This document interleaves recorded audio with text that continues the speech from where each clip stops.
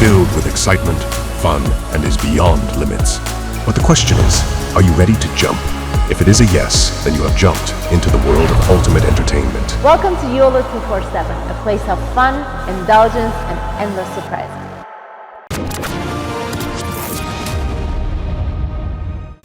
अब कनाडा का एक चक्कर और है कि यहाँ पे शूट करो, यहाँ पे मारो, आपके खालिस्तानी आका आपको बताएंगे आपको किसकी हत्या करनी है, किससे फिरौती लेनी है, किससे एक्सटॉर्शन करना है, टारगेटेड किलिंग होनी है, जो भी आपने अवैध काम करना है, ड्रग्स स्मगलिंग का, सप्लाई, परचेज, आप सब करिए।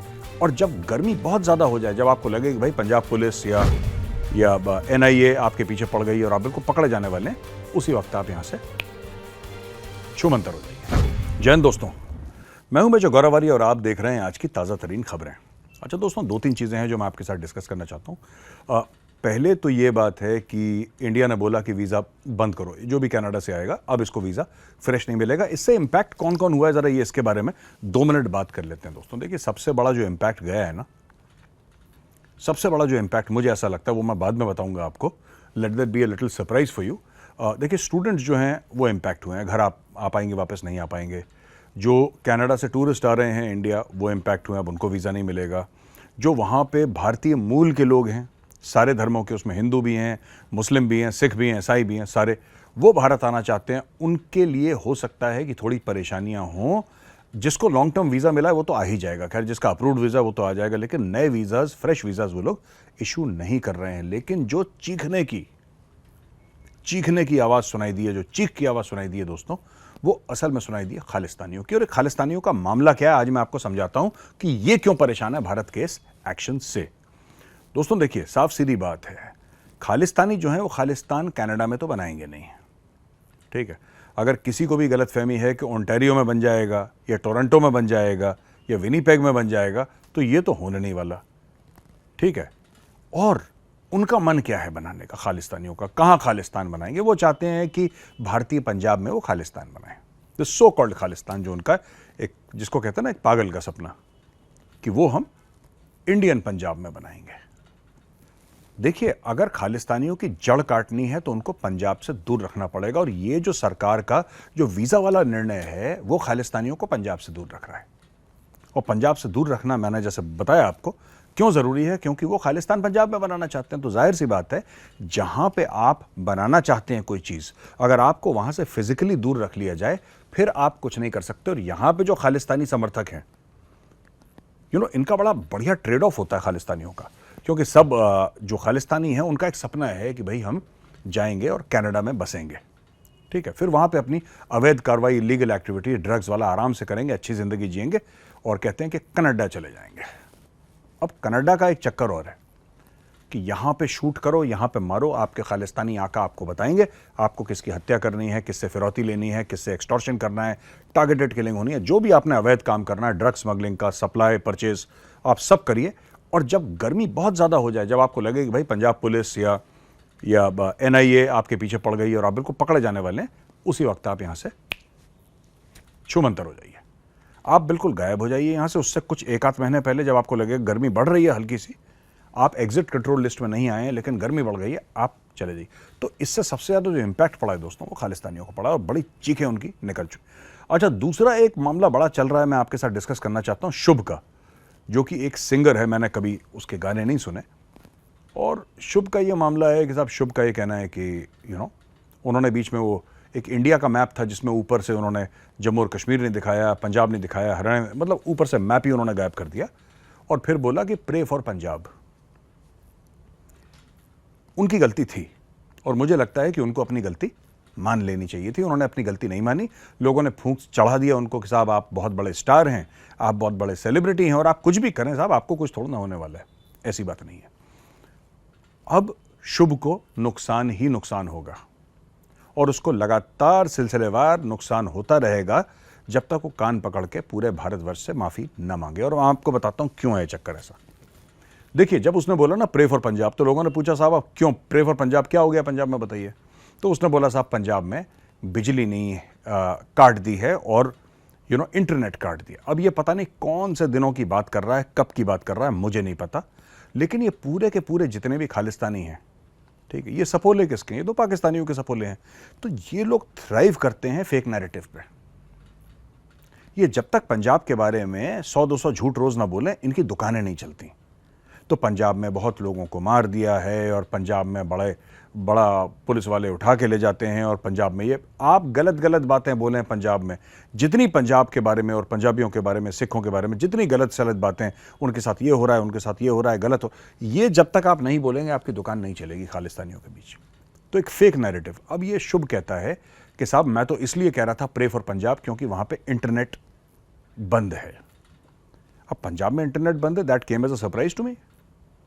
मैं तो अपने दोस्तों से बात करता हूं पंजाब में, मोहाली में हैं, चंडीगढ़ में हैं, आके लुधियाना में हैं, आपके खासा, ये आपके खासा इज क्लोज टू अमृतसर, खासा।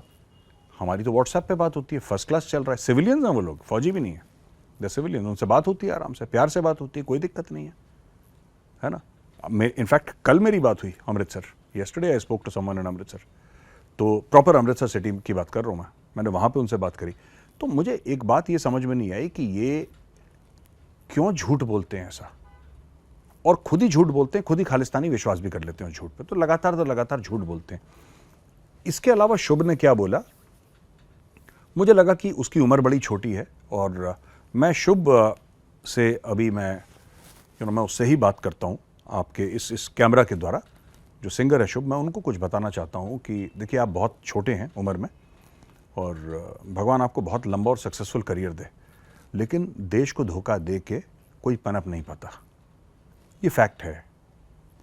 ये अगर देश को बुरा कह के आपको सक्सेस मिलता है तो हराम है, और वो उसमें बरकत नहीं है। पहले तो ये आपको बात बता दूं। दूसरी चीज़, ये जो आपने पूरा अपने इंस्टाग्राम पे लिखा है, मैं शुभ आपसे बात कर रहा हूँ, ये जो आपने इंस्टाग्राम पे लिखा है कि पंजाबियों ने खून बहाया है देश के लिए, और पंजाबियों ने बड़े बलिदान दिए हैं, बड़ी सैक्रिफाइसेस करी हैं देश के लिए, आपकी बात सच है, बिल्कुल आपकी बात सच है। ठीक है, पंजाबियों ने बहुत बलिदान करे हैं देश के लिए, हम उनके साथ हम उनकी इज्जत करते हैं, सिख हों, हिंदू हों, मुसलमान हों, क्रिश्चियन हों, ये हमारे भाई हैं, जो भी पंजाबी है। लेकिन जो तमिल है, क्या उसने बलिदान नहीं दिया इस देश के लिए? क्या तमिल ने अपना सर नहीं कटाया?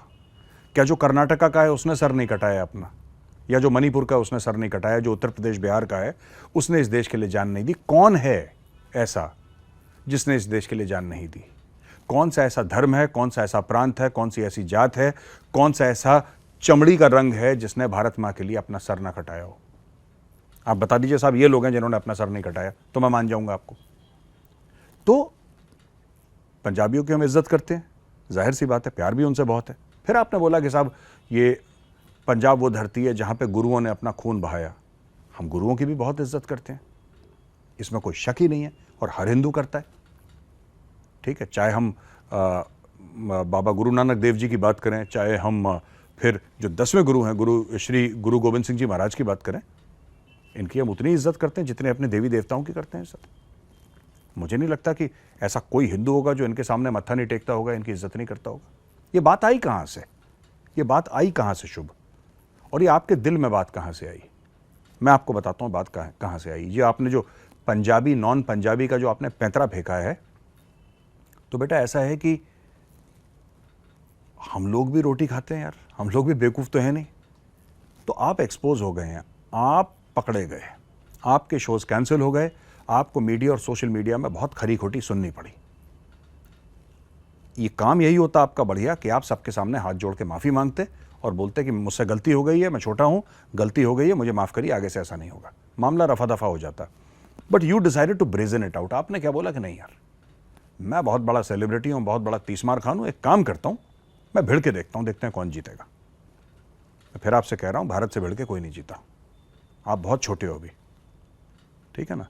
तो ये पंजाबी और नॉन पंजाबी के बीच में जो आपने दरार डालने की कोशिश करी है, ये शुभ, ये बहुत एक घटिया, बहुत छोटी और एक बहुत नाकामयाब किस्म की, जो कहता है ना नाकामयाब हो जाती है, बिल्कुल एक कोशिश हो जाती है नाकामयाब, फेलियर, ये उस किस्म की कोशिश है।